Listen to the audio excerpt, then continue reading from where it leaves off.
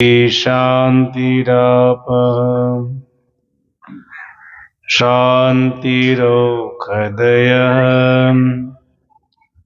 शान्तिः वनस्पतयः शान्तिर्विश्वे देवाः शान्तिर्ब्रह्म शान्तिः सर्वगुण शान्तिः शान्तिरेव शान्तिः सामा शान्तिरेधि। हरिः ओम शान्ति हरिः ओम शान्ति हरिः ओम शान्ति। श्री सद्गुरु महाराज की जय।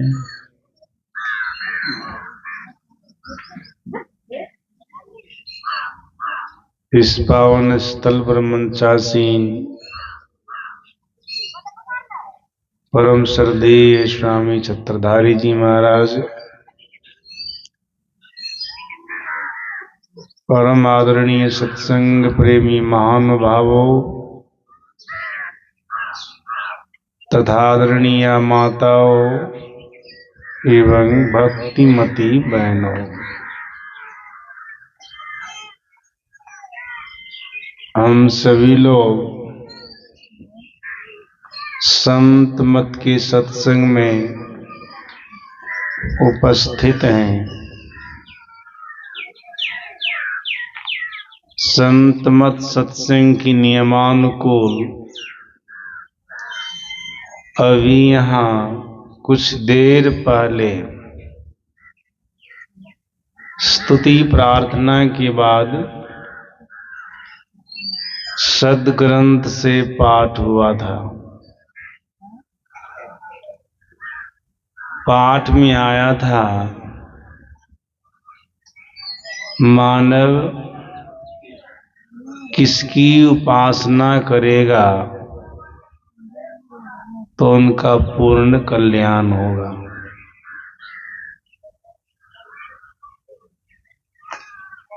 शास्त्र कहता है, महापुरुष कहते हैं, जब एक ईश्वर परमात्मा की उपासना मानव करेगा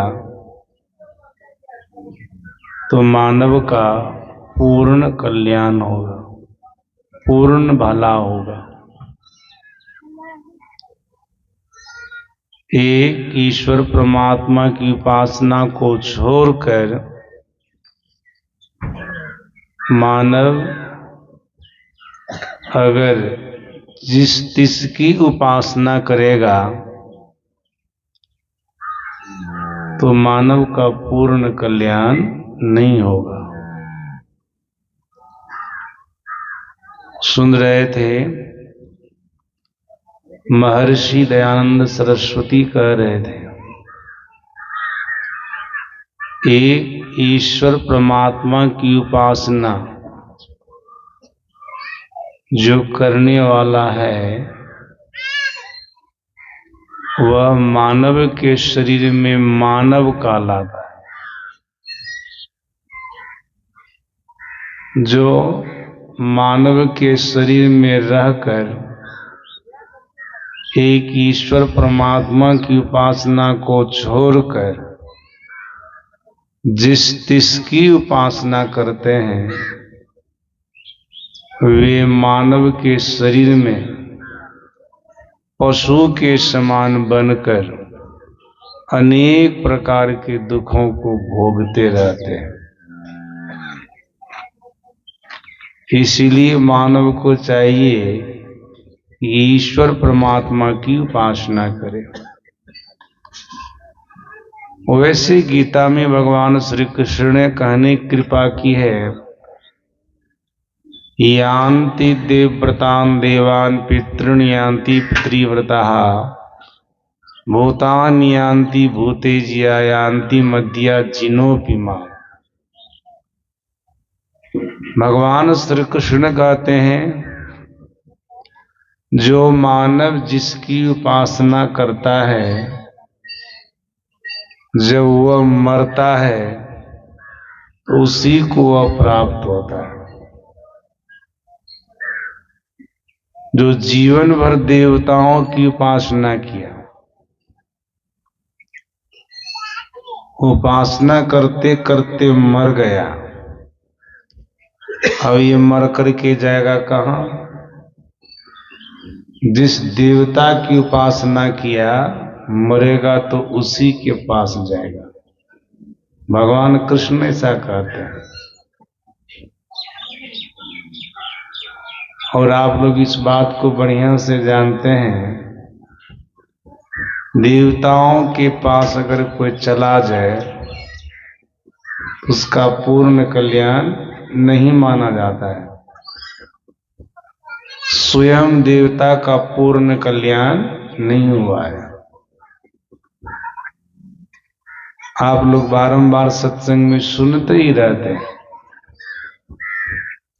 पूर्ण क्षीण सोई देव स्वर्ग से नरक में आप। जब देवताओं का भी पुण्य क्षीण हो जाता है, उनका पुण्य नष्ट हो जाता है, तो देवता भी नरक में चले जाते हैं। और जो देवताओं की उपासना करके देवता के पास चले गए, क्या उनका पुण्य क्षीण नहीं होगा? उनका पुण्य नष्ट नहीं होगा? जब देवता का ही पुण्य क्षीण हो जाता, नष्ट हो जाता है, तो उनकी उपासना करने वाला जो उनके पास गया तो उनका पुण्य क्षीण नहीं होगा, नष्ट नहीं होगा। उनका भी पुण्य क्षीण हो जाएगा, नष्ट हो जाएगा। जैसे देवता नरक में चले गए तो ये भी नरक में चले जाएंगे। हाँ, जब तक देवता स्वर्ग में रहेंगे, उनके पास आप रहेंगे तो वहां का सुख आपको प्राप्त होगा।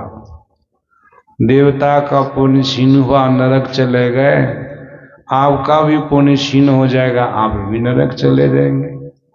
तो नरक में सुख तो मिलता नहीं है, नरक में दुख मिलता है। देवता नरक गए तो वो भी दुख भोगेंगे, और आप नरक चले जाएंगे तो आप भी दुख भोगेंगे। इसलिए शास्त्र कहता, महापुरुष कहते हैं कि देवताओं को पूजने वाले देवताओं के पास चले गए, कल्याण तो हुआ लेकिन पूर्ण कल्याण नहीं हुआ। थोड़ी देर के लिए दुख तो मिटा, लेकिन सदा के लिए दुख नहीं मिटा। थोड़ी देर के लिए दुख मिटा, जब तक स्वर्ग में रहेंगे वहां के सुख को भोगेंगे, दुख नहीं रहेगा। लेकिन जैसे वहां से हटे, नरक गए, दुख मिलने लग गया। देवताओं के पास जाने वाले का भी पूर्ण कल्याण नहीं है। भगवान कृष्ण कहते हैं, देवताओं को पूजने वाले देवताओं के पास जाते हैं। शास्त्र कहता, महापुरुष कहते, देवता स्वयं जन्म मरण के चक्र में पड़े हुए हैं, आवागमन के चक्र में पड़े हुए हैं। देवताओं को पूजने वाले कोई मत समझे कि हम देवता के पास चले गए तो जन्म मरण के चक्र से छूट गए। ऐसा नहीं हो सकता है। भगवान श्री कृष्ण ने गीता में कहने की कृपा की है, आ ब्रह्मणा लोका पुनरावर्तिनोर्जुना मामुपेत्य तो कौन्तेय पुनर्जन्म न विद्यते। भगवान श्री कृष्ण कहते हैं, ब्रह्मलोक पर्यंत जितने लोक लोकांतर हैं सब पुनरावर्तन है। आप किसी भी लोक में चले जाएंगे, परमात्मा के लोक के अलावा, तो आपका पुनरावर्तन होता रहेगा। पुनरावर्तन का मतलब होता है आवागमन। प्राप्त हुआ तो छूटेगा, जिनको छोड़े हो सकता उनकी भी प्राप्ति हो जाए, ये होता ही रहेगा। आप कहेंगे ऐसा क्यों होता रहेगा, क्या कारण है? याद रखेंगे आप लोग, परमात्मा के लोक के अलावा जितने लोक लोकांतर हैं सब माइक लोक लोकांतर हैं। जो माइक लोक लोकांतर होते हैं उसमें परिवर्तन होता है, कारण माया में परिवर्तन है, स्वयं माया में परिवर्तन है, माया में परिवर्तन होता रहता है। इसलिए माइक पदार्थों में भी या माया से बनी हुई चीज में भी परिवर्तन होता रहता है। परमात्मा निर्मायिक है, परमात्मा माया से नहीं बना है। भले परमात्मा से माया बनी है लेकिन माया से परमात्मा नहीं बने हैं। वो निर्मायिक तत्व है, उसमें कभी किसी प्रकार का परिवर्तन नहीं होता है। इसलिए कृष्ण कहते हैं जो एक बार परमात्मा के लोक में चला जाता है ना, तो फिर वो जन्म मरण के चक्र से छूट जाता है, उनका आना जाना नहीं होता है और बिल्कुल वहां स्थिर हो जाता है और परमात्मीय सुख का उपभोग करता है, परमात्मा के सुख को भोगता है। आप इधर किसी भी लोक लोकांतर को प्राप्त करेंगे तो आपका पुनरावर्तन होता ही रहेगा। देवलोक में चले जाएंगे तब भी आपका पुनरावर्तन होगा। आप लोग कभी सुने होंगे, स्मरण में आ जाएगा, एक बार इंद्र के मन में हुआ हमें जो स्वर्ग का राज प्राप्त हुआ है, हम स्वर्ग के राजा बने हुए हैं, यहां का राज हमारे लिए सदा का राज्य है, मैं यहां सदा सर्वदा रहूंगा। देखो स्वर्ग में कितना सुख है, कल्प वृक्ष है, मैं जो कल्पना करता हूं कि ये होना चाहिए वो हो जाता है। फिर बोले यहां कामधेनु गाय है, मैं जो कामना करता हूं वो हो जाता है। फिर यहां पर एक से एक रत्ने हैं, अप्सराएं हैं, बहुत सारे सुख के साधन हैं। यहां के सुख को मैं सदा सर्वदा भोगता रहूंगा, क्योंकि मैं कोई साधारण पुण्यात्मा नहीं। मैंने मृत भवन में 100 अश्वमेध यज्ञों को पूरा किया, तब स्वर्ग का राजा इंद्र बना।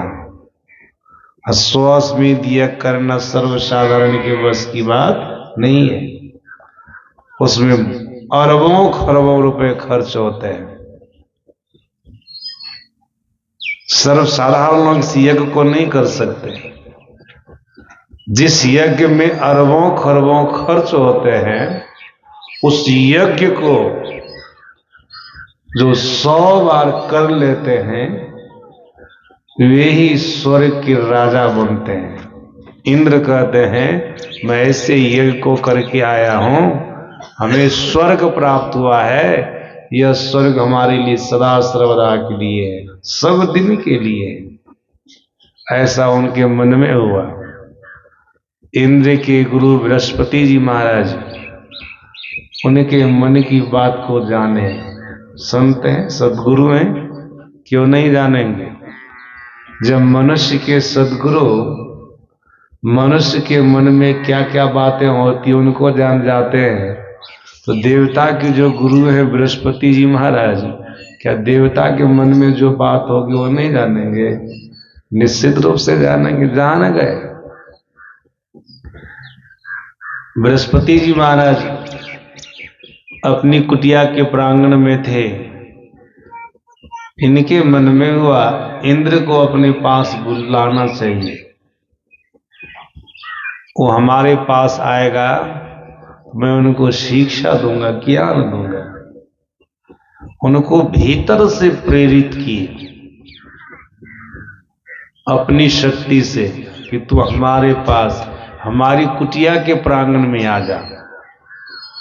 सज्जनों, आप लोग भी जो सत्संग में आए हैं ना, आप लोग बिल्कुल विश्वस्त हो जाइएगा इस बात से, आपको भी सदगुरु महाराज जी भीतर से प्रेरित किया अपनी शक्ति से, तब आप लोग सत्संग में आए। समाज में बहुत सारे लोग हैं, आए हैं, नहीं आए, जबकि लगभग सभी लोग जान रहे हैं हमारे आदरणीय डीलर साहब राम कुमार बाबू कल से ही सत्संग आयोजन रखे हैं, बाबा लोग सत्संग प्रवचन कर रहे हैं, जान रहे हैं, तब भी नहीं आए। क्यों नहीं आए? उनको सदगुरु महाराज जी अपनी शक्ति से प्रेरित नहीं किए कि तुम वहां तक जाओ, इसलिए नहीं आए। श्री सदगुरु महाराज आप लोगों को प्रेरित किए तब आप लोग आए, वैसे नहीं। कहते रहते हैं ना सत्संग में, जब ईश्वर की कृपा होती है, परमात्मा की कृपा होती है, तब जीव को सत्संग प्राप्त होता है, या किसी का भाग्योदय होता है तब उनको सत्संग की प्राप्ति होती है, या किसी के पास पुण्य की पूंजी होती है तब उनको सत्संग मिलता है। वैसे आप लोगों को मिला है। सद्गुरु तो भीतर से प्रेरित किए ही आपका भाग्योदय हुआ है, आपके पास में पुण्य की पूंजी है, आपके ऊपर ईश्वर की कृपा हुई है, तब यहां तक आए। बृहस्पति जी महाराज अपनी शक्ति से इंद्र को प्रेरित किया, अभी तुमको ज्ञान की जरूरत है, देवता होकर के भी, देवताओं के राजा इंद्र होकर के भी तो अज्ञानी बना है। तुमको पता नहीं है कि स्वर्ग का सुख देवताओं के लिए सदा सर्वदा के लिए नहीं होता है।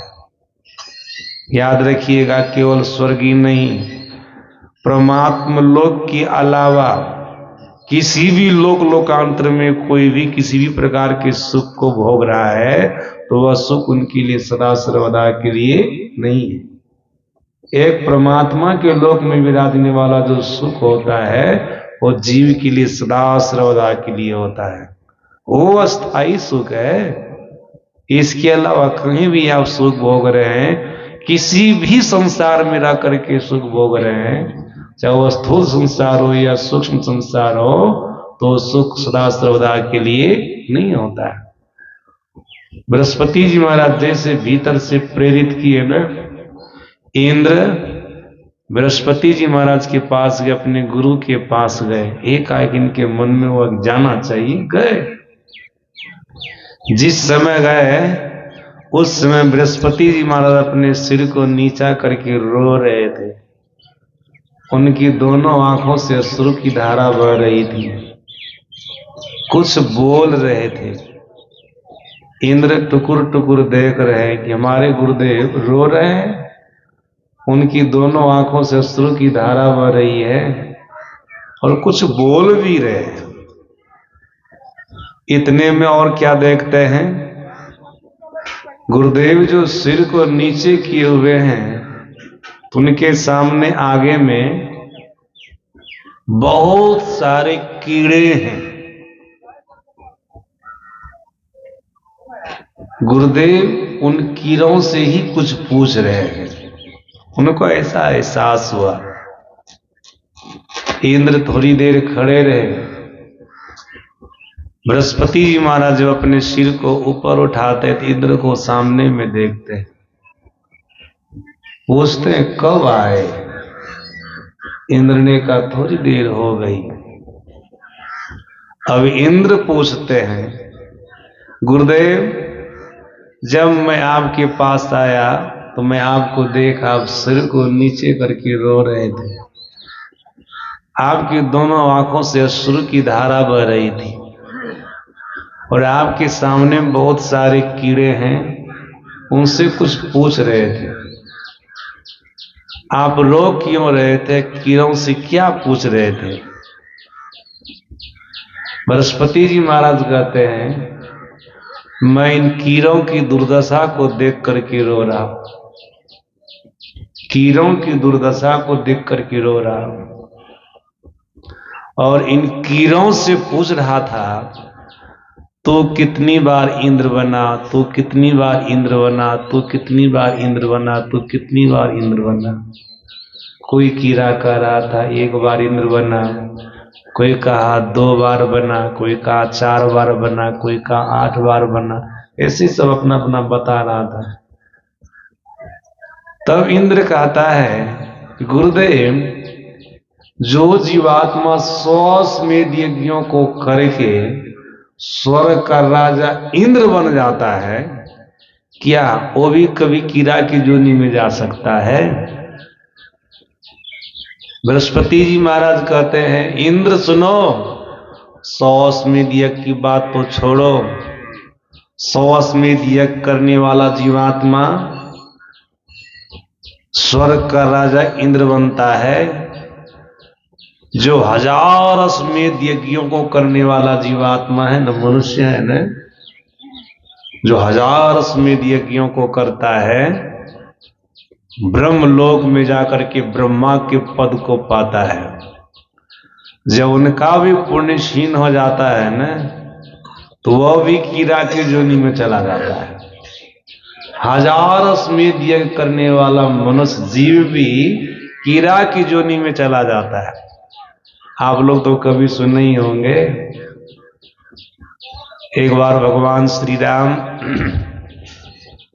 सिंहासन पर बैठे हुए थे, हनुमान जी चमर डुला रहे थे। भगवान श्री राम के सामने में एक कुत्ता आता है, बहुत जोरों से छींक देता है। कुत्ता के छींकने पर कुत्ता की नाक से कीड़ा निकलता है। भगवान श्री राम उस कीड़ा को देखकर मुस्कुराए, हंसे। हनुमान जी पूछते, प्रभु आप एकाएक हंस दिए, क्या बात है? यहां पर हंसने वाली कोई चर्चा नहीं चली, कोई बात नहीं हुई, तो फिर हंस दिए। भगवान श्री राम ने कहा, देखा नहीं, सामने में कुत्ता आकर के छींक दिया। हनुमान जी ने कहा, प्रभु आप मर्यादा पुरुषोत्तम है, कुत्ता के छींकने पर थोड़े हंसिएगा, आप तो मर्यादा में रहने वाले हैं ना, इसमें कोई और बात होगी, सो बताइए जिसके लिए आपने हंसा। तब प्रभु श्री राम कहते, कुत्ता जो छींका ना, उसकी नाक से कीड़ा निकला, उसी कीड़ा को देख करके हम हंसे। हनुमान जी तो 1 नंबर के भगवान के भक्त है, ज्ञानी पुरुष हैं, ज्ञानियों में सबसे आगे, कोई साधारण पुरुष थोड़े हैं। पूछते, प्रभु वो कीड़ा कौन है जो आप हंसे? तब भगवान श्री राम कहते हैं, हनुमान वो कीड़ा अभी अभी ब्रह्मा के पद से च्युत होकर के कुत्ते की नाक का कीड़ा हो गया। श्री सदगुरु महाराज की। अब देख लीजिए, 1000 अश्वमेध यज्ञ करने वाले का ये हाल है, जो 1000 अश्वमेध यज्ञों को किया, ब्रह्मा के पद को पाया। जब उनका पुण्य क्षीण हो गया तो कुत्ते की नाक का कीड़ा हो गया। गोस्वामी तुलसीदास जी महाराज ने कहा है ना, मस कही करई बिरंसी प्रभु अजहि मशक्तिहीन, अस विचार तजी संशय रामई भजहि रवि। अगर ईश्वर परमात्मा की भक्ति से सुदूर ब्रह्मा रहता है ना, तो ब्रह्मा भी कीड़ा से भी तुच्छ प्राणी की योनि में चला जाता है, एक साधारण जीव बन जाता है। और एक साधारण जीव भी ईश्वर परमात्मा की भक्ति से लग करके रहता है, तो ब्रह्मा से ऊंचा पद, परमात्मा वाला पद को पा लेता है। यहां पर बृहस्पति जी महाराज कहते हैं इंद्र को, तो 100 अश्वमेध यज्ञ करने वाला इंद्र है ना, जो 1000 अश्वमेध यज्ञ करने वाला ब्रह्मा होता है, उसका भी पतन हो जाता है, उनका भी पुण्य क्षीण हो जाता, तो कीड़ा की जोनी में चला जाता है। तो इंद्र है। उसी समय इंद्र को होश आया, हमको गुमान नहीं करना चाहिए, स्वर्ग का सुख हमारे लिए सदा का सुख है। शाश्वत सुख है, सनातन सुख है। हम भी कभी न कभी इस पद को छोड़ेंगे, इंद्र के पद से नीचे गिरेंगे। जैसे हमसे पहले जितने इंद्र हो गए सब मर करके कीड़े की योनि में चले गए, हो सकता है हम भी मर करके कीड़े की योनि में चले जाएंगे। जब हमारा भी पतन हो जाएगा तो हम भी कीड़े की योनि में चले जाएंगे। सज्जना, अब देवताओं के राजा इंद्र हैं, जब वे मर करके कीड़ा की योनि में जा सकते हैं, तो अन्य देवता जो साधारण है वो मरेगा तो कहाँ जाएगा, उसका कुछ ठिकाना है। इसलिए तो कहा पुण्य छीन सोई देव स्वर्ग से नरक में आवे। ये स्थिति है सज्जना। आप जीवन भर देवताओं की उपासना करेंगे, उनका पूजन करेंगे, हम मरेंगे तो देवताओं के पास जाएंगे, लेकिन जन्म मरण के चक्र से नहीं छूटेंगे, आवागमन के चक्र से नहीं छूटेंगे। हाँ, देवताओं की कृपा से जब तक संसार में रहेंगे, स्थूल संसार में रहेंगे, आपको बहुत पर्याप्त मात्रा में सुख साधन मिल जाएगा। मरेंगे तो स्वर्ग मिल जाएगा, लेकिन ऐसा नहीं कर सकते कि आप जन्म मरण के चक्र से छूट जाएंगे। आप नरक में जाने से बच जाएंगे, अन्य जोनी में जाने से बच जाएंगे, ऐसा नहीं कर सकते। हाँ, इतना जरूर होगा कि जीवन भर पूजन करेंगे तो कुछ समय के लिए देवताओं के पास चलेंगे। भगवान श्री कृष्ण कहते हैं देवताओं को पूजने वाले, उनकी उपासना करने वाले मरता है तो देवताओं को प्राप्त होता है। सज्जनों, फिर आगे क्या कहते हैं, पितरों को पूजने वाले पितर को प्राप्त होते हैं। भगवान कृष्ण का वचन है। पितर किसे कहते हैं, हम आपके जो पूर्वज मर करके चले गए ना, वो सारे पितर हैं। हम आपके पितर हैं, जिनके कुल खानदान में पहले जो लोग मर गए ना, वो आपके सारे पितर हो गए। जो भी मरे वो आपके पितर हैं, मर करके चले गए आपके पूर्वज, वो पितर हैं। कितने लोगों का कहना होता है कि पितर हमारे लिए बहुत कुछ किया, जो जीवन भर कमाया धमाया, सबको छोड़ करके हमारे लिए गया, सबको छोड़ करके गया। जो भी संपत्ति कमाया, जो भी धन अर्जन किया, जो भी धन जमा किया, तो रत्ती भर भी साथ में नहीं ले गया। सज्जनों, कोई भी मरता तो कुछ साथ में ले जाता है, इसका पता तो सभी लोगों को है। हम व्यास गति पर से बोले न बोले, लेकिन सभी लोग जानते हैं ना कि कोई मरता तो कुछ ले जाता है, कोई कुछ नहीं ले जाता है। सज्जन, और घर वाला चाहे इनको हम कफन भी नहीं देंगे तो कफन उसके साथ जाएगा चिता तक, कफन भी नहीं जाएगा। सज्जन, शरीर से जीव निकला है, शरीर भी चिता पर जल करके भस्म हो जाता है, जीव के साथ शरीर हो जाता है।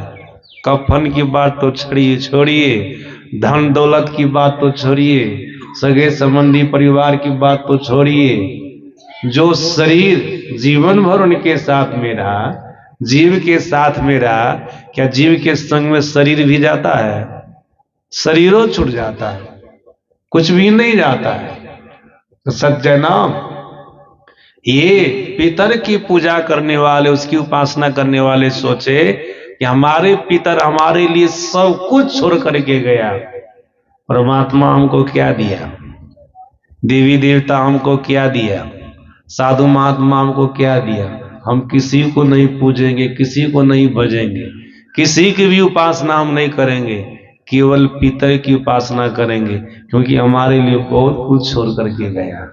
ऐसा कहने वाले बहुत समाज में है। सज्जनों, पितर की पूजा करता है। सज्जनों, याद रखिएगा, शास्त्र कहता, महापुरुष कहते पितर दो प्रकार के होते हैं, एक पुण्यात्मा, दूसरे पापात्मा।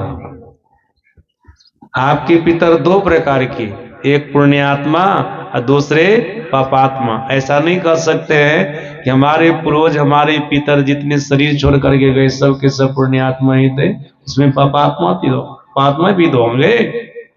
सज्जनों, जो पुण्यात्मा पितर है वो स्वर्ग में निवास करते हैं, जो पापात्मा पितर है वो नरक में निवास करते हैं। आप जीवन भर पितर की उपासना किए, मरेंगे अगर पुण्यात्मा पितर के पास गए, जैसे वो स्वर्ग के सुख को भोग रहे हैं तो आप भी स्वर्ग के सुख को भोगिएगा। और इस बात से बढ़िया से अवगत हो गए न कि स्वर्ग का सुख सदा रहने वाला नहीं है। हाँ, जब तक रहिएगा वहां के सुख को भोगिएगा, क्योंकि आपके पुण्यात्मा पितर वहां पर है। लेकिन जब आप पापात्मा पितर के पास चले जाएंगे, वो नरक में रह करके दुख भोग रहे हैं, तो वहां पर आप चले गए तो वहां पर आप क्या भोगिएगा? दुख ही ना भोगिएगा, क्योंकि आपका वो पितर, पापात्मा पितर नरक में दुख भोग रहा है, तो आप वहां रह करके दुख को भोगिएगा। लेकिन ऐसा नहीं कर सकते हैं कि पापात्मा पितर के पास चले गए तुम जन्म मरण के चक्र से छूट जाएंगे, या पुण्यात्मा पितर के पास चले गए तो जन्म मरण के चक्र से छूट जाएंगे। नहीं नहीं सज्जना, ये पुण्यात्मा पितर जब इनका पुण्य नष्ट हो जाएगा तो नरक में चला जाएगा। पापात्मा पितर जब इनका पाप नष्ट हो जाएगा तो ये स्वर्ग में चला जाएगा। सज्जना, जब दोनों आधा आधा रहेगा तो मनुष्य शरीर में आ जाएगा। जन्म मरण का चक्र छूटा, आवागमन का चक्र छूटा। और याद रखिए, हम लोग गुरु महाराज जी ने क्या कहा, जीव के लिए सबसे बड़ा दुख है आवागमन का दुख। आवागमन मतलब होता है संसार में आना और संसार से जाना, जन्मना और मरना। ये सबसे बड़ा दुख है। गुरु महाराज जी ने कहा आवागमन सम दुख दूजा है नहीं जग में कोई। इसके निवारण के लिए प्रभक्ति करनी चाहिए। सदगुरु महाराज जी कहते आवागमन से बढ़कर के और कोई दुख नहीं है। फिर सदगुरु महाराज जी ने एक जगह अपने प्रवचन में कहने की कृपा की, खेद की बात है मनुष्य अपने जीवन काल के सारे छोटे मोटे दुखों के बारे में जानता है, लेकिन जीव के लिए जो सबसे बड़ा दुख है आवागमन का दुख, उसके बारे में नहीं जानता है। हम लोगों में से कोई आदमी जानते हैं जन्मने के समय में हमको कितना दुख हुआ? कोई जान रहे हैं? माता के पेट से बाहर आ रहे थे, भारी कष्ट हुआ था, बहुत दुख हुआ था। उस दुख का पता हम लोगों में से किसी को है? कोई नहीं बता सकते हैं कि हम जन्म ले रहे थे तब हमको इतना दुख हुआ। उस समय वो थे, बालक थे, बच्चा थे, पता ही नहीं है। और सज्जना, मरने के समय भी भारी कष्ट होता है। हम मर करके चले ही जाएंगे, उस कष्ट का अनुभव करेंगे तो बता सकेंगे किसी को? उसके बारे में तो अभी पता नहीं है। मरने के समय में जो दुख होगा उसके बारे में पता नहीं है। जन्मने के समय में दुख हुआ था वो भी हम आपको पता नहीं। इतना बहुत अज्ञानी थे, उस दुख का पता अभी तक हम आपको नहीं है। मरने के समय दुख होगा तो मर करके चल ही जाएंगे, तो उसको भी हम किसको बता सकते हैं? उसके बारे में हम किसको बता सकते हैं? किसी को नहीं बता सकते हैं। तो गुरु महाराज जी ने कहा सबसे बड़ा दुख है जन्मना और मरना। स्वर्ग चले जाइए या पितर लोक चले जाइए, आप जन्म मरण के चक्र से नहीं छूट सकते। जो सबसे बड़ा दुख है उससे आप नहीं छूट सकते। आगे भगवान श्री कृष्ण कहते हैं भूतों को पूजने वाले भूतों को प्राप्त होता है। भूत का मतलब क्या होता है? महापुरुषों ने भूत को बहुत बढ़िया से समझाया है। भूत का एक अर्थ होता है बीता हुआ समय, इसलिए हम आप कहते हैं भूत काल, बीता हुआ काल, बीता हुआ समय, ये भी भूत काल आता है। सज्जना, हम आपका जो शरीर है ना, ये 5 भूतों से बना है। पंचभूतात्मको देहे पंचमंडल पूरीता। ऋषि कहते हैं, आप लोगों को सुन करके आश्चर्य लगेगा, सत्संगी को तो आश्चर्य नहीं लगेगा। जो बराबर सत्संग सुनते रहते हैं उसको आश्चर्य नहीं लगेगा, लेकिन जो कभी कदार सत्संग में आते हैं उनको आश्चर्य लगेगा। 5 भूत एक भूत किसी को लगता है तो हालत खराब हो जाता है, और कहते 5 भूतों से मनुष्य का शरीर बना है। इसका मतलब क्या हुआ? 5 भूत, मिट्टी, जल, अग्नि, हवा और आकाश। 5 तत्व को भी भूत कहा जाता है। तो 5 तत्वों से हम आपका शरीर बना है ना, इसलिए कहते 5 भूतों से बना है। इसको भी भूत कहते हैं। 5 तत्व को भूत कहते हैं। मिट्टी, जल, अग्नि, हवा, आकाश को भूत कहते हैं। सज्जनों, फिर हम आपके शरीर के अंदर जो जीव है, भगवान श्री कृष्ण ने इनको भी भूते कहा है। ममे वांसो जीव लोके जीव भूत सनातना, ये भी भूत है। यहां पर किस भूत की उपासना के लिए कहा? जो भूत की उपासना करता है भूत को प्राप्त होता है। सज्जनों, भूत एक योनि होती है, जिसको हम लोग प्रेत भी कहते हैं। कितने लोग भूत प्रेत की भी उपासना करता है। तांत्रिक लोग, अघोरी लोग, ये सब अघोरी में कुछ तो भगवान शंकर के पुजारी होते हैं, कुछ माता काली के पुजारी होते हैं, कोई पिशाच के पुजारी होते हैं, भूत प्रेत के पुजारी होते हैं, ऐसे सब लोग होते हैं। ये सब तांत्रिक लोग, खास करके भूत प्रेत की उपासना करने वाले होते हैं। देखते हैं ना ओझा गुनी सबको, मंत्र को सिद्ध करते हैं। कोई जो चक्कर मरवाते हैं तो भूत प्रेत को बुला लेते हैं ना मंत्र के द्वारा। वो भूत वाला मंत्र को सिद्ध किया है, भूत को बुला लेता है, किसी के शरीर में घुसा देता है। सज्जन, या किसी के शरीर में लग रहा है ना, और जिसमें वो चक्कर मार रहा नहीं है तो मंत्र के द्वारा ला देता है उनके शरीर में, और पूछता है तू कौन है, बताता ना फलना बनना है। ये भूते के पुजारी है ना। ये जो भूत के पुजारी है, जब मरेगा तो बनेगा क्या? भगवान कृष्ण के अनुसार भूत बनेगा। ये भूत के पास में जाकर के भूत बनेगा। सज्जना, जीवन भर भूत की पूजा किया, भूत की उपासना किया, हमारा भूत बन गया, यहाँ पर सुख भोगेगा कि दुख भोगेगा?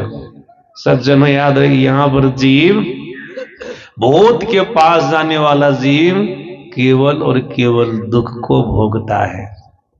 आप कहेंगे कैसे? मैंने धर्म ग्रंथ में पढ़ा, भूत प्रेत अंतरिक्ष में रहता है, वायु प्रधान वाला शरीर उनको मिला रहता है, हवा की सारी उनका शरीर चलता रहता है, कहीं एक जगह स्थिर नहीं हो पाता है। स्थिर होने के लिए उनको किसी न किसी चीज का सहारा लेना पड़ता है। कुंटा फरका में या गाछ वृक्ष का सहारा लेना पड़ता है तो वो स्थिर हो पाता है, नहीं तो हवा की सारे वो चलते रहता है। वायु प्रधान शरीर उनको मिलता है। और सज्जनों, खाता क्या है? विष्ठा खाता है, शरीर हुई लाश को खाता है। माता जी बोल रहे थे ना, खखार खाता है, नेटा खाता है, गलत गलत चीजें है ना, ये सब चीज खाता है भूत प्रेत। कोयला खाता है। अब पीता क्या है? मूत्र पीता है। या हम आप जो स्नान करके कपड़ा सूखने के लिए देते हैं, उस कपड़ा से जो पानी गिरता है उसको वो पीता है। या शौच पे खाना करने जाते हैं, मल धोते वहां जो पानी गिरता है उसको वो पीता है। इनका खाना पीना देखिए क्या है। कोई भूत प्रेत की पूजा करते करते मरा, उसी को प्राप्त हो गया तो क्या खाएगा पिएगा? जो भूतवा खाता वही नहीं खाएगा पिएगा। ये भी तो बढ़िया हाल हुआ इनका। इसलिए शास्त्र कहता, महापुरुष कहते हैं, मनुष्य को उपासना करने में, पूजा करने में सावधानी बरतनी चाहिए। हमको पूजा किसकी करनी है, उपासना किसकी करनी है? यहां पर कितने लोग तो पत्थर को पूजते हैं, कितने लोग पहाड़ को पूजते हैं, कितने लोग वृक्ष को पूजते हैं, कितने लोग पशु को पूजते हैं। सज्जना, भगवान कृष्ण के वचनानुसार घटा लीजिएगा, जो जिसको पूजेगा मरेगा तो वही बनेगा, वही बनेगा। इसलिए पूजा करने में, उपासना करने में लोगों को सावधानी बरतनी चाहिए। वेद भगवान कह रहे थे, मनुष्य को एकमात्र ईश्वर परमात्मा की उपासना करनी चाहिए। जो ईश्वर परमात्मा संपूर्ण संसार को बनाया है, इसका पालन कर रहा है, एक दिन इसका संहार भी कर देगा। जो ऐसा ईश्वर है, जो ऐसा परमात्मा है, पूजा इसी की करनी चाहिए। जो परमात्मा संपूर्ण प्रकृति मंडल को बनाकर प्रकृति के गर्भ में ठीक उसी तरह से छुपा हुआ है जैसे माता के गर्भ में बालक छुपा हुआ रहता है। सज्जन, माता के गर्भ में बालक रहता है तो बाहर से कोई देख पाता है?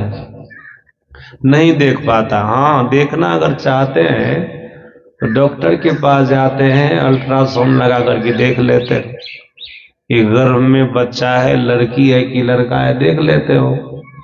सज्जनों, उसी प्रकार से प्रकृति के गर्भ में परमात्मा छिपे हुए ऐसे साधारण तौर पर कोई नहीं देख सकते हैं। हाँ, सदगुरु के पास में कोई चला जाए, इनसे ध्यान की जुक्ति कोई जान ले, ध्यान यही अल्ट्रासाउंड, समझ गए ना? सदगुरु ही डॉक्टर है आध्यात्मिक जगत का। अगर इनके पास में कोई चले जाए, गुरु से जुक्ति जान करके ध्यान करे, तो प्रकृति के गर्भ में छिपे हुए परमात्मा को देख लेंगे। जैसा कि स्वामी ब्रह्मानंद जी महाराज ने कहा, जिमी दूध के मथन से निक्षत है घी जतन से, तिमी ध्यान के लगन से प्रब्रह्म ले निहारा।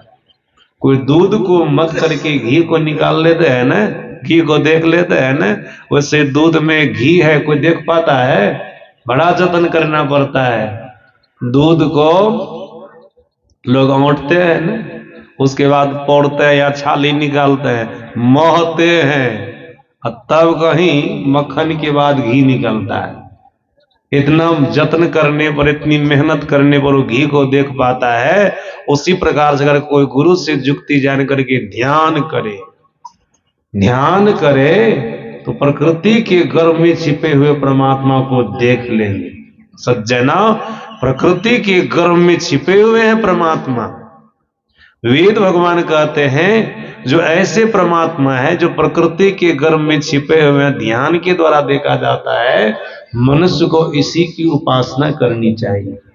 जो ईश्वर परमात्मा संपूर्ण प्रकृति मंडल को बनाकर, ब्रह्मांड को बनाकर उसको अपने बस में किए हुए हैं, उसको थामे हुए हैं, जीव को ऐसे ईश्वर परमात्मा की उपासना करनी चाहिए। ऐसे ईश्वर परमात्मा की उपासना करनी चाहिए। सज्जनों, इनकी उपासना करेंगे तो क्या होगा? भगवान कृष्ण ने कहा था ना, जो मेरी उपासना करेगा वो मेरे पास आएगा। मेरी उपासना कहने का मतलब क्या है? शरीर की उपासना नहीं, शरीरी की उपासना, मतलब आत्म तत्व की उपासना, परमात्मा तत्व की उपासना। अगर इसकी उपासना करेंगे तो आप उनके पास चले जाएंगे, मतलब परमात्मा के पास चले जाएंगे। हम लोग के सदगुरु महाराज जी ने कहने कृपा की है, भक्त की भक्ति कब पूरी होती है? गुरु महाराज जी ने कहा, भक्त जब अपने इष्ट के आत्म स्वरूप को प्राप्त कर लेता है। जब तक भक्त अपने इष्ट के आत्म स्वरूप को प्राप्त नहीं कर लेता, तब तक भक्त की भक्ति पूरी नहीं होती है। सदगुरु महाराज जी ने कहने कृपा की है, प्रत्येक इष्ट के 5 प्रकार के शरीर होते हैं और उनका छठा आत्म स्वरूप होता है। 5 प्रकार के शरीर, स्थूल शरीर, सूक्ष्म शरीर, कारण शरीर, महाकारण शरीर, कैवल्य शरीर, छठा उनका आत्म स्वरूप। सदगुरु महाराज जी कहते, भक्त जब तक अपने इष्ट के आत्म स्वरूप को प्राप्त नहीं कर ले, आत्म स्वरूप वही हुआ परमात्मा स्वरूप, जो आत्मा है वही परमात्मा, जो परमात्मा वही आत्मा है, इसमें कोई अंतर नहीं है। तो सदगुरु महाराज जी कहते हैं, जब भक्त अपने इष्ट के आत्म स्वरूप को प्राप्त कर लेगा तब उनकी भक्ति पूरी हो जाएगी। जब भक्ति पूरी हो जाएगी तो वह भक्त अपने इष्ट के साथ, इष्ट के आत्म स्वरूप के साथ रहेगा, उनको शाश्वत सुख मिलेगा, सनातन सुख मिलेगा। और क्या होगा? अब उसका कभी पतन नहीं होगा। अब आत्मलोक में चला गया, परमात्मा लोक में चला गया, इस भक्त का अब कभी पतन नहीं होगा। इसके लिए भगवान श्री कृष्ण ने कहा नौ तद्भाष्यते सूर्यो न शशांको न पावक यद गत्वान निवर्तन्ते तद्धाम परमम मम। भगवान कृष्ण कहते मेरा आत्मलोक ऐसा है जहां पर बाहर के तारेगण प्रकाश नहीं फैलाते हैं, बाहर के चंद्रमा प्रकाश नहीं फैलाता है, बाहर का सूर्य प्रकाश नहीं फैलाता है।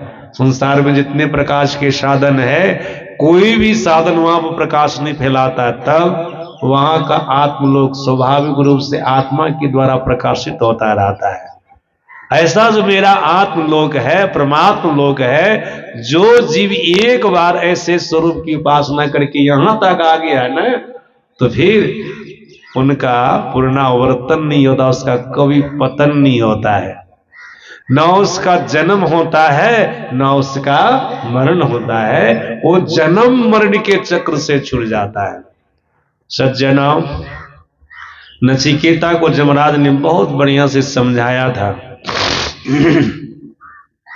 नचिकेता को यमराज ने कहा था हे नचिकेता सुनो, जो मनुष्य अपने जीवन काल में ईश्वर परमात्मा को साक्षात्कार कर लिया, प्रत्यक्ष रूप में देखा, जाना, पहचाना साधन विशेष के द्वारा यही ईश्वर है, यही परमात्मा है, जब उनका शरीर छूटता है, ब्रह्मलीन हो जाता है। ब्रह्मलीन का मतलब हुआ परमात्मा में लीन हो जाना, ब्रह्म में लीन हो जाना, परमात्मा को प्राप्त कर लेना।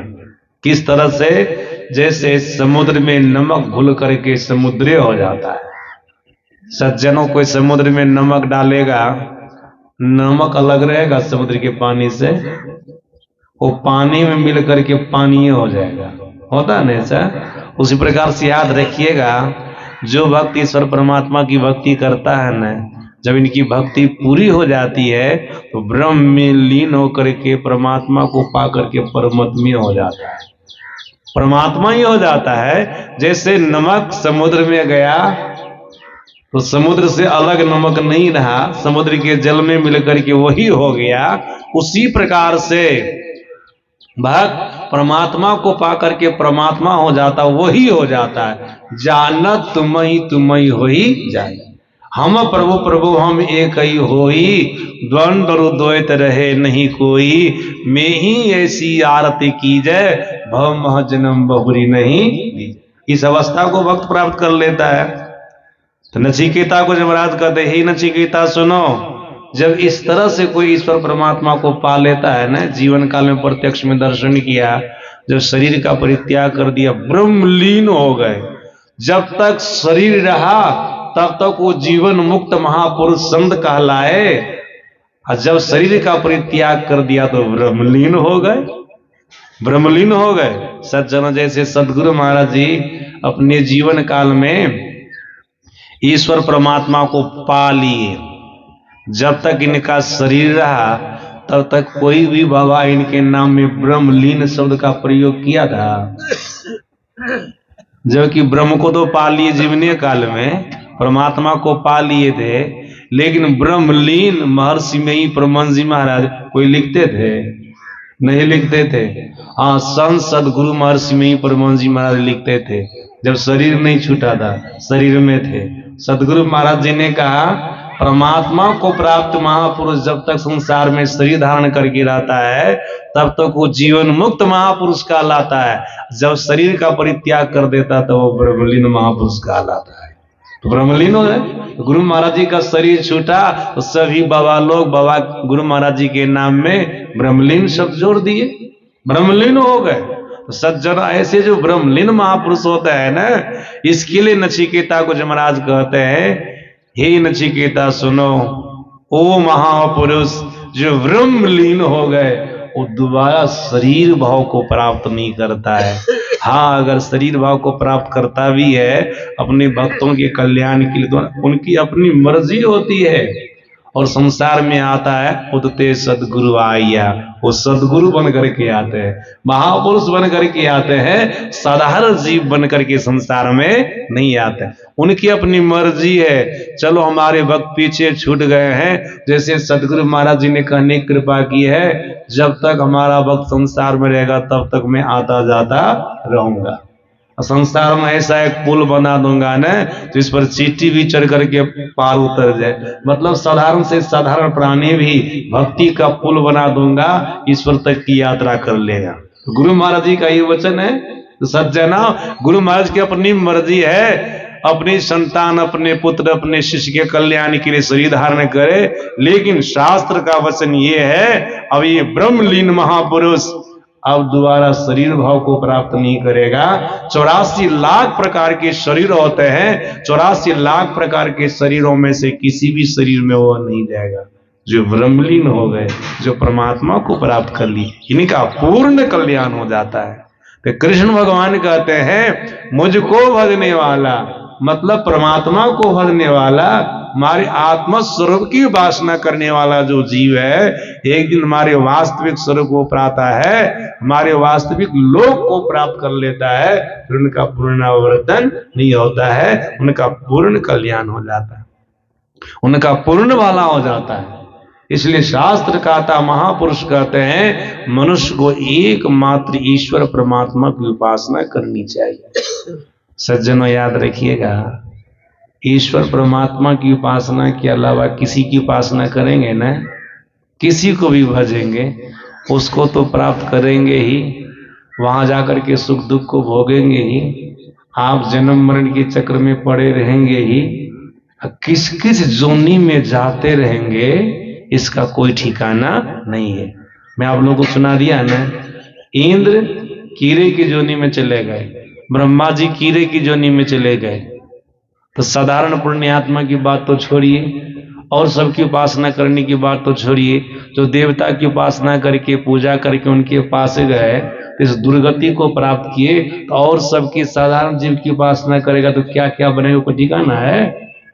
कोई ठिकाना नहीं है। लेकिन याद रखिएगा, ईश्वर परमात्मा की उपासना करने लग जाइएगा ना, गुरु से जुक्ति जान करके ईश्वर परमात्मा की भक्ति करने लग जाइएगा, सज्जनों बहुत भक्ति की बात तो छोड़िए, घंटों की बात तो छोड़िए, घंटों को ध्यान करना है, सत्संग करना है। सदगुरु महाराज जी ने अपने प्रवचन में कहने की कृपा की है, जो जीवात्मा, जो मनुष्य ईश्वर परमात्मा की भक्ति स्वल्प मात्र भी करता है, थोड़ा थोड़ा भी करता है, थोड़ा थोड़ा भी, समय नहीं है, संसार के कामों में उलझे हुए हैं, बिल्कुल नियम से त्रिकाल संध्या वंदन करता है, शाम को भी थोड़ा ध्यान कर लिया, सत्संग कर लिया, भिनसर में भी ध्यान कर लिया, फिर सत्संग कर लिया, दिन में भी थोड़ा ध्यान कर लिया, जो गुरु महाराज जी बता दिए त्रिकाल संध्या वंदन करने, थोड़ा थोड़ा भी किया, समय ज्यादा नहीं तो ज्यादा नहीं किए, थोड़ा थोड़ा किए।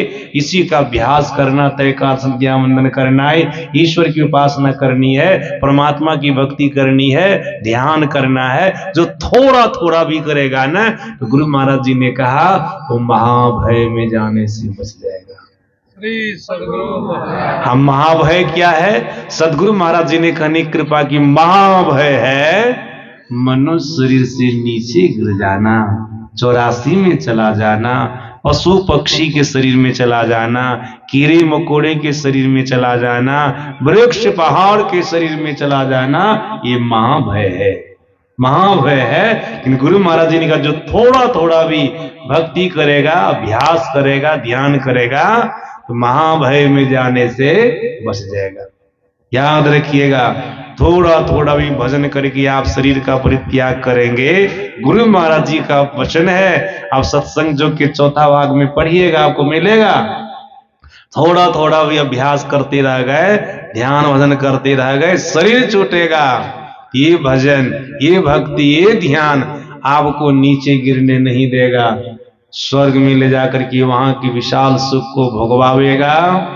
जब धरती पर आवेंगे तो पवित्र श्रीमान कुल में आपका जन्म होगा, धनवान आदमी के यहाँ जन्म होगा, या योगी कुल में आपका जन्म होगा, मनुष्य शरीर में आवेंगे, मनुष्य शरीर से नीचे नहीं गिरेंगे, मनुष्य शरीर से नहीं नीचे गिरेंगे।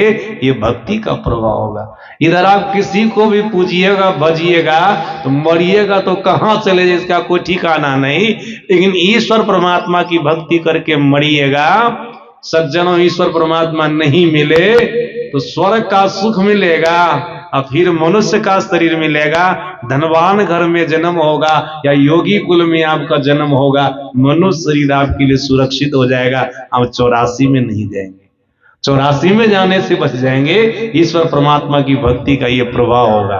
और याद रखिए, जिस जीवन काल में ईश्वर परमात्मा मिल जाएंगे उस जीवन काल में आप जन्म मरण के चक्र से छूट जाइएगा और दोबारा शरीर भाव को प्राप्त नहीं होइएगा। ये भक्ति का चमत्कार है। इसलिए तो कहा, भक्ति बीज बिन से नहीं जो जुग जाए अनंत, ऊंच नीच कुल जन्म ले तो संत के संत। सज्जनों, किसी भी कुल में जन्म लीजिएगा ना तो संत के संत मतलब मनुष्य के ही शरीर में आइएगा, मनुष्य शरीर से आप नीचे नहीं नहीं गिरिएगा। ये हो जाएगा कि भक्ति का प्रभाव है।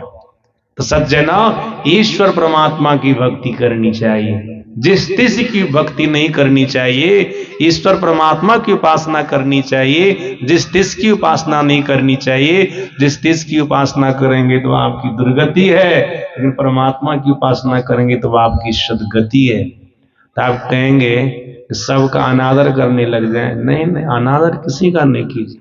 किसी भी महापुरुष का, देवी देवता का अनादर नहीं कीजिए, अपमान नहीं कीजिए।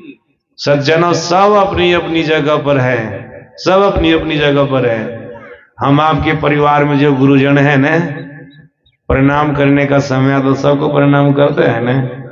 उसी प्रकार से कोई भी महापुरुष हमारे सामने आ जाए, कोई संत महापुरुष आ जाए कि कोई देवी देवता आ जाए, प्रणाम कर लिए, सबका सम्मान कर दिए, सबका आदर कर दिए, लेकिन गुरु से जुक्ति जान करके भक्ति करेंगे परमात्मा की। समझ रहे हैं ना? अनादर किसी का नहीं। जैसे आदर कर्तन को प्रणाम करते हैं, ईश्वर परमात्मा की भक्ति भी करते हैं, उसी प्रकार से कोई साधु संत आ गए उनका भी सम्मान करना, आदर करना है। सज्जनों, किसी देवी देवता का मंदिर आ गए, कुछ भी आ गए, उनको भी प्रणाम करना है, सम्मान करना है। जब परिवार के, समाज के लोगों का सम्मान करते, आदर करते, उनका भी करना है। लेकिन भक्ति किसकी करनी है? ईश्वर की, परमात्मा की भक्ति करनी है। इसकी जुक्ति गुरु से जाननी चाहिए। किसी ने पूछा था, आप किनकी उपासना करते हैं? संत कबीर साहब ने कहा, मैं ईश्वर परमात्मा की उपासना करता हूं। उसने कहा संत कबीर साहब से, आप जिस ईश्वर परमात्मा की उपासना करते हो कैसा है, बताइए, उनके बारे में थोड़ा बता दीजिए। जिस ईश्वर परमात्मा की आप उपासना करते हैं वो कैसा है? भक्त को परमात्मा के बारे में जानना चाहिए ना। जिनकी भक्ति करता है उनके बारे में जानना चाहिए, आखिर वो है कैसा।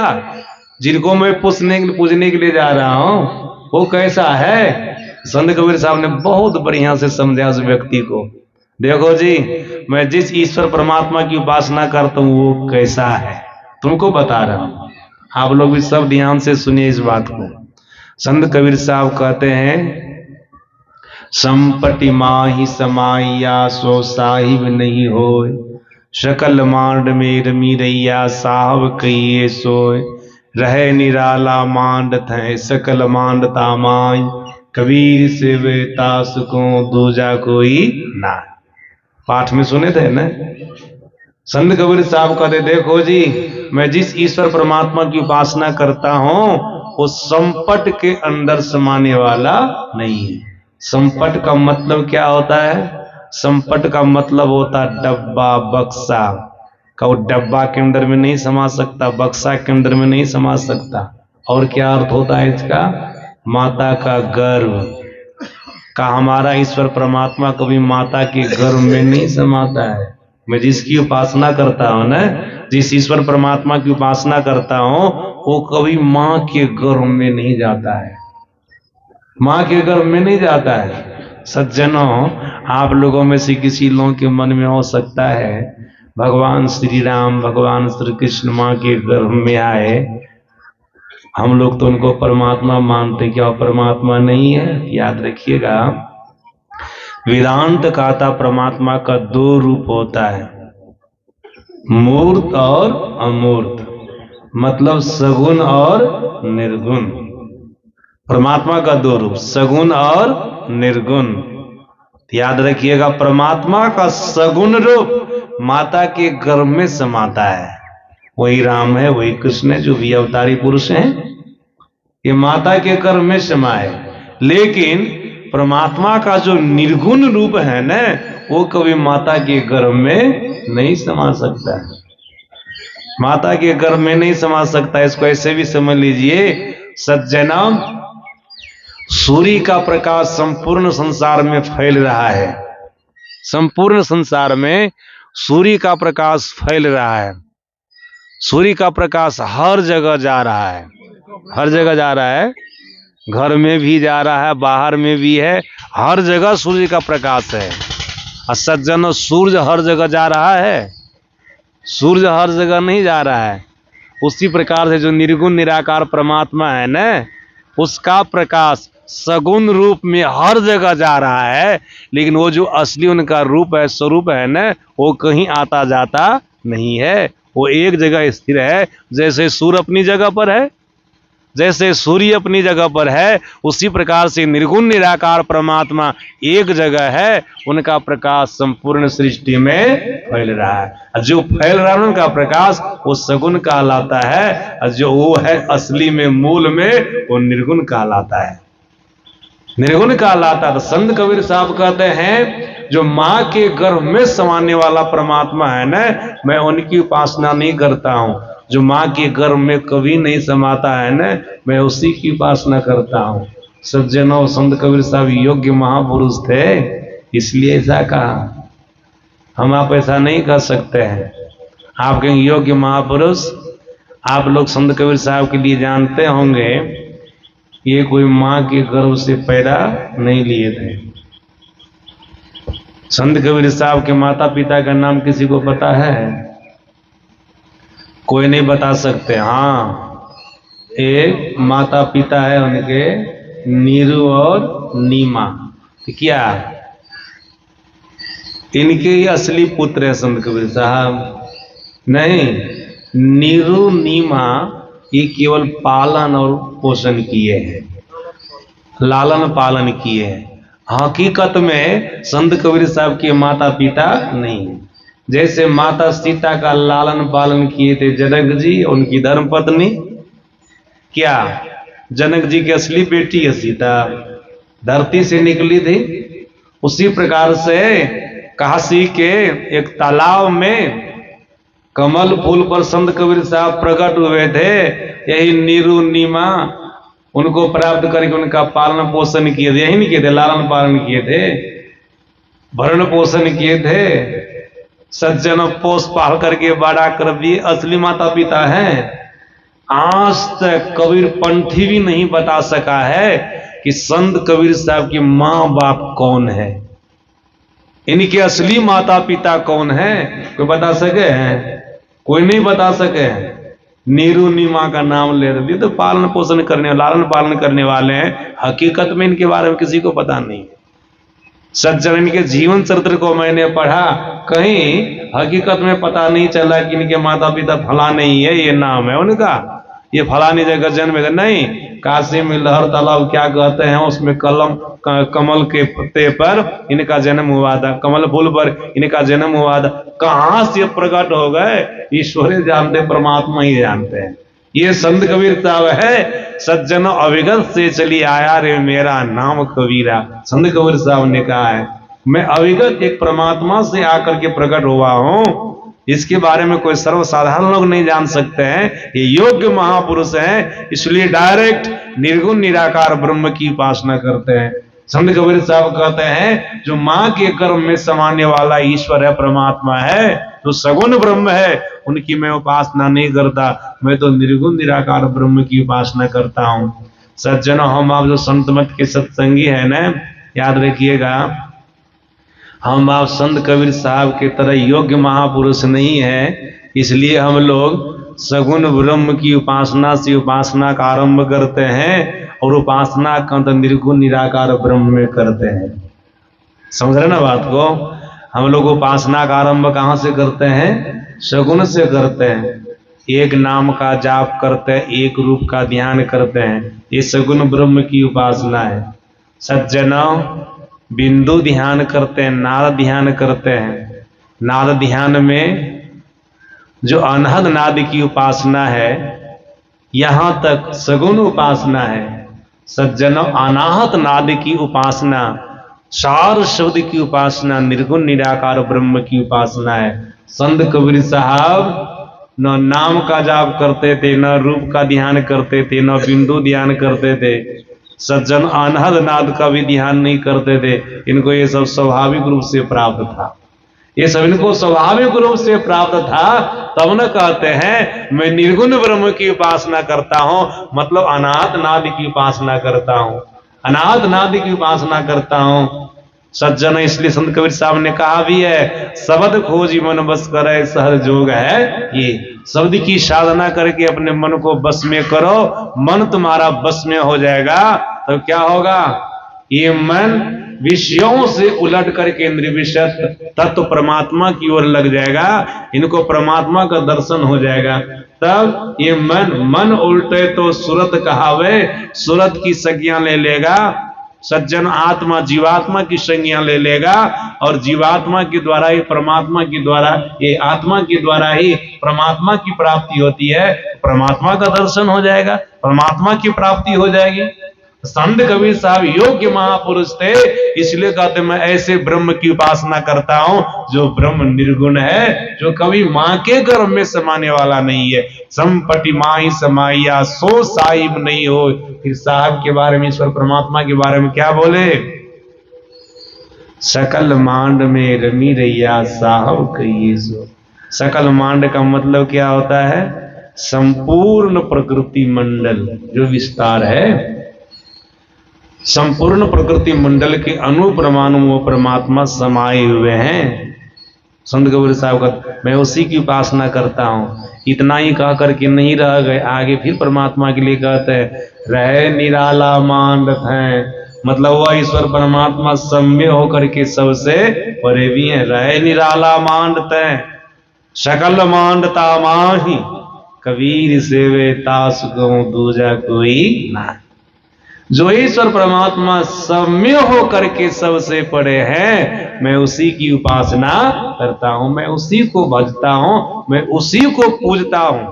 सज्जना, हनुमान जी मुक्ति को उपनिषद के अंदर भगवान श्री राम से जिज्ञासा किए, प्रभु मैं आपके किस स्वरूप की उपासना करूं जिससे मेरा पूर्ण कल्याण हो? इस पर भगवान श्री राम ने कहा, हे हनुमान, ये मेरा वास्तविक स्वरूप है, इसकी उपासना करना। सुनो, जो हमारे एक नाम का जाप करता है, एक रूप का ध्यान करता है, भगवान श्री राम कहते हैं उनको अष्टसिद्धि नवनिधि की प्राप्ति हो जाती है, बहुत सामर्थ्य प्राप्त होता है, बहुत शक्ति प्राप्त होती है। लेकिन ऐसा नहीं कह सकते हैं इनकी उपासना करने से उनका पूर्ण कल्याण होगा। ये उपासना हमारी सगुण उपासना है। सगुण उपासना करने से बहुत सामर्थ्य प्राप्त होता है, बहुत शक्ति प्राप्त हो जाती है। जीव मनुष्य शरीर से नीचे नहीं गिरता है, लेकिन जो हमारे वास्तविक स्वरूप की उपासना करता है, अगर उनको पा लिया तो उनका पूर्ण कल्याण हो जाता है, वो जन्म मरण के चक्र से छूट जाता है। सुनो, हमारा ये स्वरूप है, ऐसा रूप है, इसकी उपासना करना।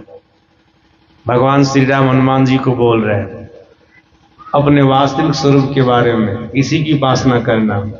और शब्द स्पर्श रूपम व्ययम तथा रसम नित्यम गंधवक्ष्यत अनाम गोत्र मम रूप में दृश्यम भजत्व नित्यम पवनात्म जारतियन। हे हनुमान, मेरा ये रूप है और शब्द वो शब्द की पकड़ में आने वाला नहीं।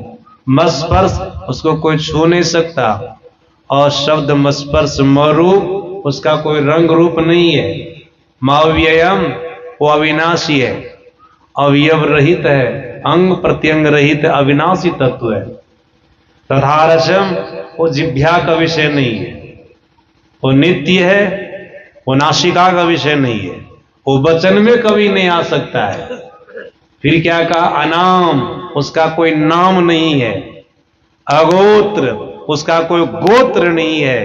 ऐसा जो मेरा स्वरूप है ना, अगर तू अपना परम कल्याण पाना चाहता है, अपना परम कल्याण चाहता है, ऐसे स्वरूप की उपासना कर, तुम्हारा परम कल्याण हो जाएगा, परम कल्याण हो जाएगा। सज्जनों, परम कल्याण तो सभी लोग चाहते हैं, हम लोग भी चाहते हैं। अगर हम लोग भी अपना परम कल्याण चाहते हैं, हम आपको भी ऐसे ईश्वर की उपासना करनी है, परमात्मा की उपासना करनी है। हम लोगों के यहाँ उपासना का आरंभ सगुण से होता है, लेकिन उपासना का अंत सगुण में नहीं होता है, निर्गुण निराकार में होता है। सज्जनों, गुरु से जुक्ति जान करके उपासना का आरंभ सगुण से कीजिए, निर्गुण निराकार में उपासना का अंत कीजिए। निर्गुण निराकार में उपासना का अंत करने से आपको अपनी पहचान होगी, परमात्मा की पहचान होगी। तो सगुण उपासना का आरंभ वही एक नाम का जाप कीजिए, एक रूप का ध्यान कीजिए, बिंदु ध्यान कीजिए, अनहद नाद का ध्यान कीजिए। सज्जनों, ये सगुण उपासना है। फिर अंतिम में गुरु से जुक्ति जान करके अनाहत नाद की उपासना कीजिए, मतलब सार शब्द की उपासना कीजिए। अगर ऐसा करेंगे, सार शब्द की उपासना करेंगे, सार शब्द को अपने भीतर में पकड़ने का प्रयास करेंगे, इसकी जुक्ति तो आपको गुरु से जाननी पड़ेगी। अगर ऐसा करेंगे, आपको भीतर में सार शब्द की प्राप्ति हो जाएगी, तो आपको आत्मदृष्टि की प्राप्ति होगी, अपनी पहचान होगी, परमात्मा की पहचान होगी, आपका पूर्ण कल्याण होगा। जब तक आप शरीर धारण करेंगे, जीवन मुक्त महापुरुष कहलाएंगे, शरीर को छोड़ देंगे, ब्रह्मलीन महापुरुष कहलाएंगे। आपका पूर्ण कल्याण हो जाएगा, पूर्ण भला हो जाएगा। देखिए 9:45 से ऊपर हो गया। अब एक भजन